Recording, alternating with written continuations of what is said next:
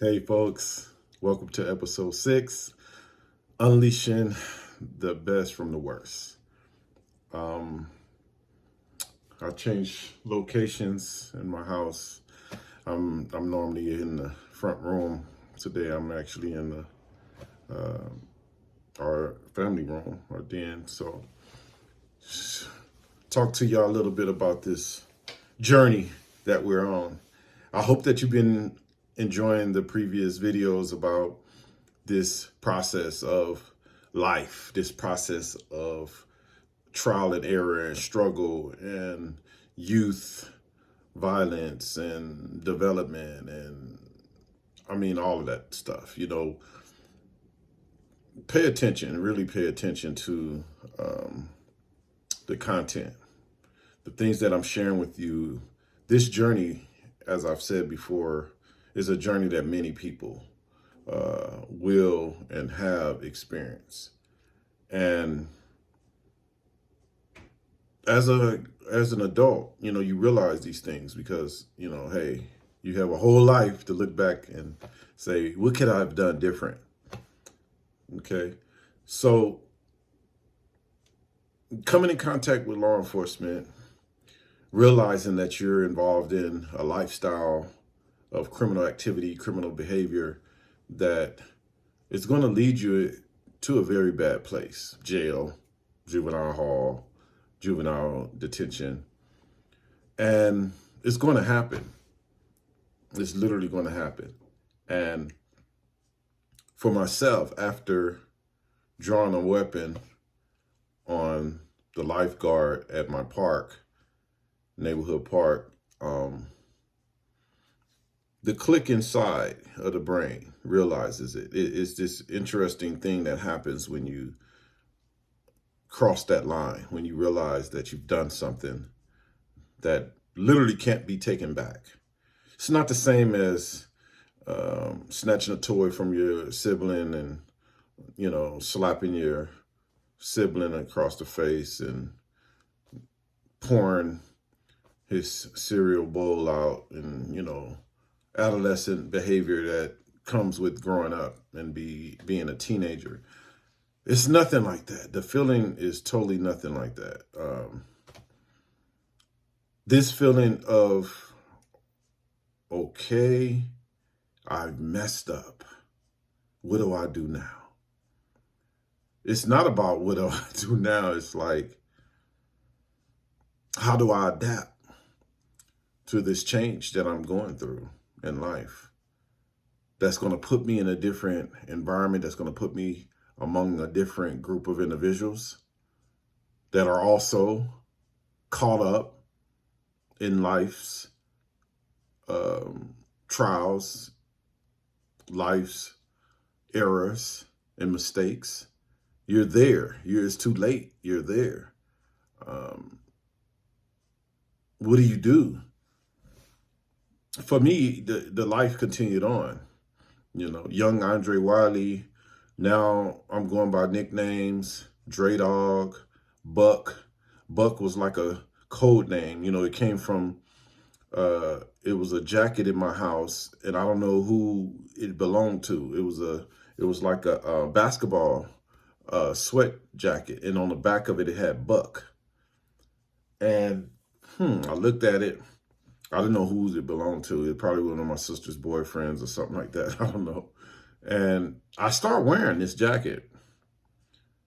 And I just took on the name Buck just based on this jacket that I started wearing around the neighborhood. And I was like, I kind of took it as I can hide.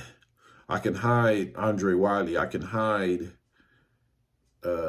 the person that I've become. I can hide behind this new code name that is family members and friends to the family, people like that would know. People would know that name. So I accepted it. When people started referring to me and saying, hey, Buck. Then they added Wiley to the back of that name. They started calling me Buck Wiley. Then it became Buck Wow. Buck Wow. I was called Buck Wow. That's Buck Wow because I was a I was wild. I did crazy things as a youth, and didn't serve a lot of time for pulling a weapon on the lifeguard. I was back released to the custody of my parents, and I think they may have slapped probation or something like that on me because it was my first offense. But as life continued, now that I'm able to operate a vehicle, I got my driving permit and I'm getting older, I'm driving around the neighborhood. Now I'm starting to get into more and more trouble because I have a car. Back in those days in the 80s of South Central Los Angeles, if you had a car and you were a gang member, many times those cars were known to be involved in gang activity, whether it was drive-by shootings, whether it was melees, big brawls that happening inside shopping malls and the arcades. Arcades were big back in the 80s. People still went to arcades. We had video games. We had Atari, and Nintendo was just starting to come out. But we had a game called Atari. But that wasn't that big. People were still going to arcades. And that's where a lot of gang members found themselves just to hang out. It became like a hangout for gangs in South Central. So any of the arcades, was potentially a place where gang members would either encounter each other, rival gang members, and they were end up in a big fight. And the fights led to eventually weapons, and the type of weapons initially were baseball bats and pipes and crowbars and knives.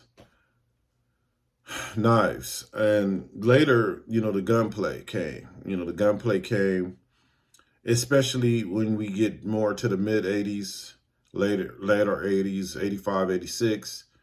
Gunplay became a little bit more rampant and it got really bad. And that's when you begin to see in the news in the 80s, drive-by shooting, this coined phrase, drive-by shootings. And it coincided with the fact that, many of us were driving now. We had cars. Whether we were driving those cars legally or illegal, we called them G-rides.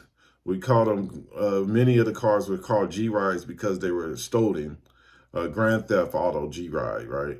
And we would, we would steal cars and commit crimes, which they still do today. You still seeing that today.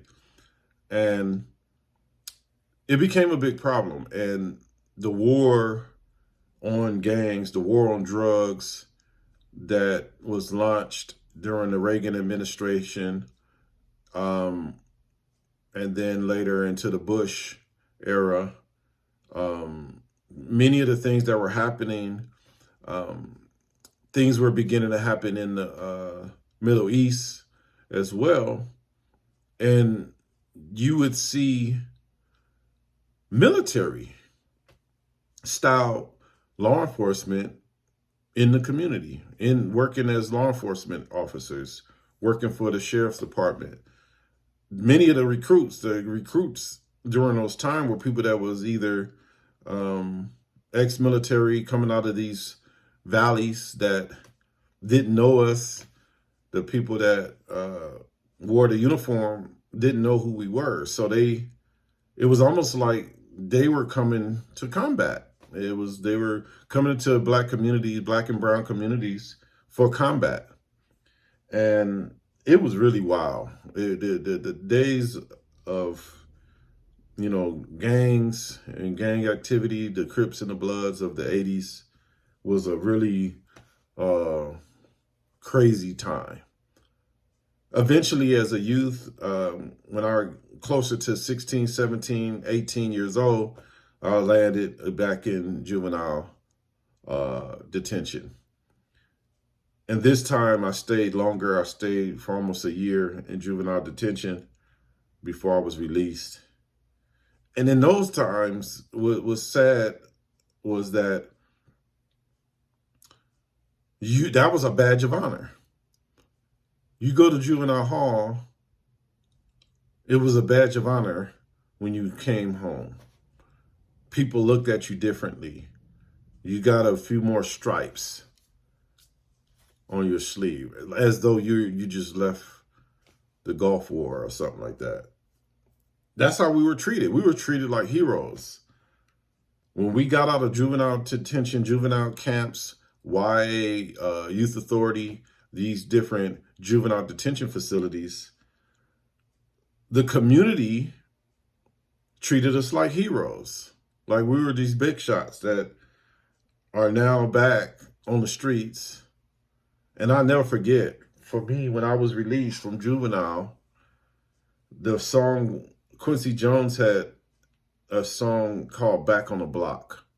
Y'all remember that? You know, you older people, I'm sure, remember. Go look it up, you know, Google it or go on YouTube and search up Quincy Jones, Back on the Block. Very popular song back then. And I would go into parties and go into people's homes and that song would be playing, Back on the Block. And they celebrated me. They didn't celebrate any change in me.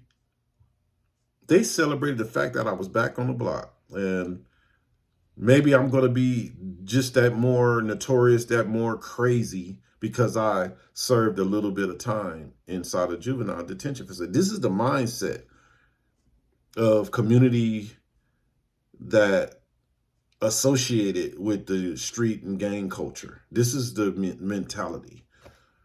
So how does that help a young teenager that really needs to find rehabilitation and change? How does that help this person when